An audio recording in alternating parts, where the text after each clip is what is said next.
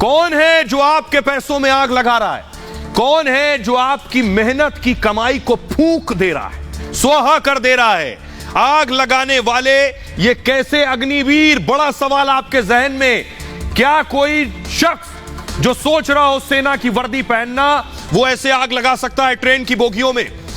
कोई ऐसे ट्रेनों को फूंक सकता है? ये तस्वीरें मैं आपको दानापुर बिहार की दिखा रहा हूं। अगली तस्वीर दिखाइए जरा। फूंक दी ट्रेन। अगली तस्वीर अलीगढ़ की है। अलीगढ़ में बस फूंक दी। आपके पैसों से खरीदी गई रोडवेज की बस फूंक दी गई, आग लगा दी गई। अगली तस्वीर दिखाइए जरा। ये देखिए, गाड़ियों को तोड़ दिया गया। ये देखिए, लात घूंसे चल रहे हैं, एटीएम तोड़ दिए गए, स्टेशन पर, चौकी पर, थानों पर इस तरह से तोड़फोड़ हुई है।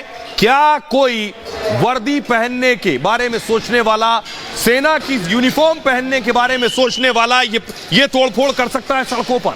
सवाल ही नहीं, हो ही नहीं सकता। अगली तस्वीर दिखाइए। ये आरा की तस्वीर आप देख रहे हैं। फुल स्क्रीन जरा इस तस्वीर को लीजिए और सवाल ये है मैप के जरिए। सबसे पहले मैप देखिए जरा, कहां कहां ये आग लगाई गई और आपके पैसों पर आग लगाई गई। आपका कितना पैसा फूंक दिया गया ये मैं आपको बताऊंगा। उत्तराखंड, हरियाणा, दिल्ली, उत्तर प्रदेश, राजस्थान, मध्य प्रदेश, बिहार, पश्चिम बंगाल, झारखंड, तेलंगाना, ये वो राज्य हैं जहां जहां आग लगाई गई।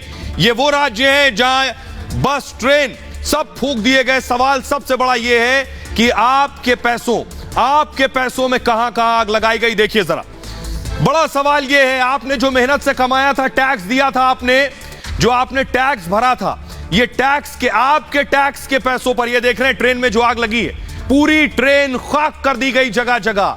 हिंसा और आगजनी का आज तीसरा दिन था। आपको मैं बताऊं, कई जगहों पर ट्रेनों को फूंक दिया गया, जगह जगह ट्रेनों में आग लगा दी गई और सरकारी संपत्ति को नुकसान पहुंचाया गया।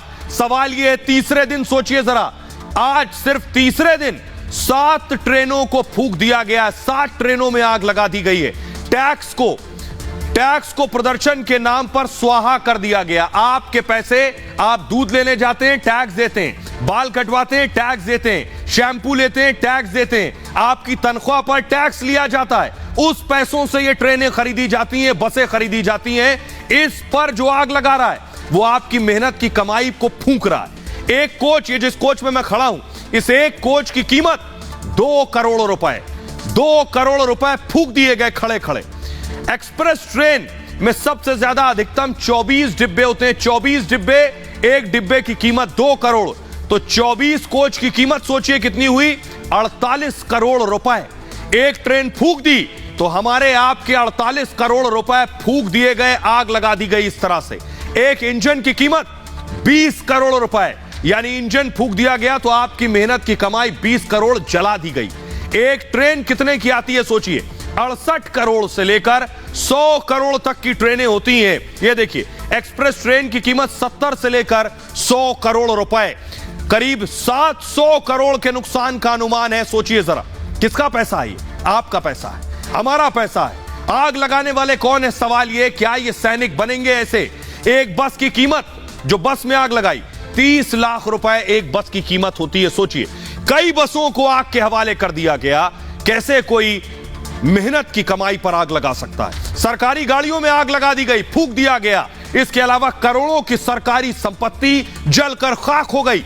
टैक्स के पैसे से बनी संपत्ति को नुकसान पहुंचाया गया। ये सरकारी ट्रेन, सार्वजनिक बसें, ये हमारे आपके पैसों से आती हैं।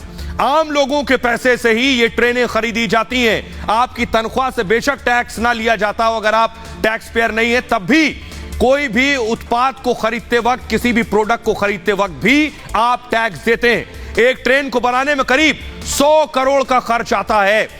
जितनी ट्रेन में आग लगेगी, आम आदमी का उतना नुकसान होगा। ये आप ही के पैसे फूके गए। अब अगली ट्रेन जो खरीदी जाएगी वो भी हमारे आपके पैसों से ही होगी। दोबारा ट्रेन खरीदने में भी हमारे आपके पैसे ही लगेंगे। टैक्स चुकाने वालों पर दोहरी मार पड़ेगी, दोहरी मार। ट्रेन बस जलाने से सिर्फ नुकसान ही होना है और इस नुकसान की भरपाई आखिर कौन करेगा? सुनिए जरा, आम लोग इन तस्वीरों को देख रहे हैं, ट्रेनों को फूंकता हुआ, बसों को फूंकता हुआ, उनमें गुस्सा है। उनको सुनिए जरा। सब विपक्ष की नीति। इससे हमारी आर्थिक स्थिति कमजोर हो जाएगी कि हम उस ट्रेन को खरीदेंगे, मेरा ही पैसा है, वो पब्लिक नहीं समझ रही है कि अपने ही पैसे को वो बर्बाद कर रहे हैं। ये सब स्टूडेंट नहीं करता, ये सब जो अराजक तत्व हैं वो ये सब काम करते हैं। इस तरीके से देखा जाए कि विपक्ष की नीति इसमें कुछ है। आप जो है सरकारी संपत्ति को हानि पहुंचाने का मतलब जानते हैं? सरकारी संपत्ति की हानि मतलब मेरी ही अपनी हानि है, क्योंकि पैसा किसका जा रहा है? पैसा हमारा जा रहा है और इस पर सरकार का कोई नुकसान नहीं है। तो बच्चों को सोचना चाहिए ना, देश में नुकसान हो रहा है, इसमें तो खर्चा तो आप ही लोगों का हो रहा है। जनता का पैसा है, आग लगाने का हक किसी को नहीं है, और अगर ऐसा कोई करता है तो ये अपराध है। इसके लिए कुछ कार्रवाई होनी चाहिए प्रशासन की तरफ से कि दोबारा ऐसा ना हो। अब सोचिए जरा, ये सिर्फ आग नहीं लगा रहे हैं, ये सिर्फ गाड़ियां नहीं फूंक रहे हैं, ये आपको डरा रहे हैं। ये जो प्रदर्शन कर रहे हैं ये दहशत भर रहे हैं, जो आग लगा रहे हैं देखिए कैसे डरा रहे हैं। क्या कोई सैनिक जो तैयारी कर रहा हो अग्निवीर बनने की इन महिलाओं को ऐसे डरा सकता है कि ट्रेन के नीचे छिपी है, रो रही हैं, बिलख रही हैं, अपनों को फोन कर रही हैं, कह रही हैं बचा लो, दूसरा कोई विकल्प नहीं था। ये डर लोगों में आकर कैसे कोई अग्निवीर कर सकता है? अगली तस्वीर देखिए जरा, बच्चे रो रहे हैं, स्कूल जाने वाले बच्चे रो रहे हैं। फुल स्क्रीन लीजिए जरा, बिहार के दरभंगा की तस्वीर है। बच्चे रो रहे हैं, क्यों? इनकी दहशत से बच्चे डरे हुए हैं, रो रहे हैं। उनको यकीन नहीं हो रहा है कि घर कैसे जाएंगे सुरक्षित, क्योंकि सड़क पर इस तरह प्रदर्शन और जाम लगा हुआ है। ये देखिए जरा, बच्चा रो रहा है। देखिए अब सवाल बुनियादी ये है, बड़ा बुनियादी सवाल है। एक तरफ सैनिक है और एक तरफ प्रदर्शनकारी है। अब आपको तय करना है, क्या ये प्रदर्शनकारी सैनिक हो सकते हैं? मैं क्यों कह रहा हूं? एक सैनिक क्या करता है? देश की सेवा करते हैं सैनिक, और ये प्रदर्शनकारी देश में आग लगा रहे हैं। एक सैनिक क्या करता है? देश के लिए कुर्बान होता है वर्दी पहनने वाला सैनिक, और ये प्रदर्शनकारी देश को बदनाम कर रहे हैं। सैनिक देश के लिए दुश्मनों से लड़ता है, सरहद पर दुश्मनों से लड़ता है। ये आम आदमी से लड़ रहे हैं, आम आदमी को डरा रहे हैं, पुलिस को मार रहे हैं, थाने चौकी में तोड़फोड़ कर रहे हैं। सैनिक देश की सुरक्षा करते हैं, अपनी जान न्यौछावर कर देते हैं। ये रेलवे ट्रैक और सड़कों को जाम कर रहे हैं।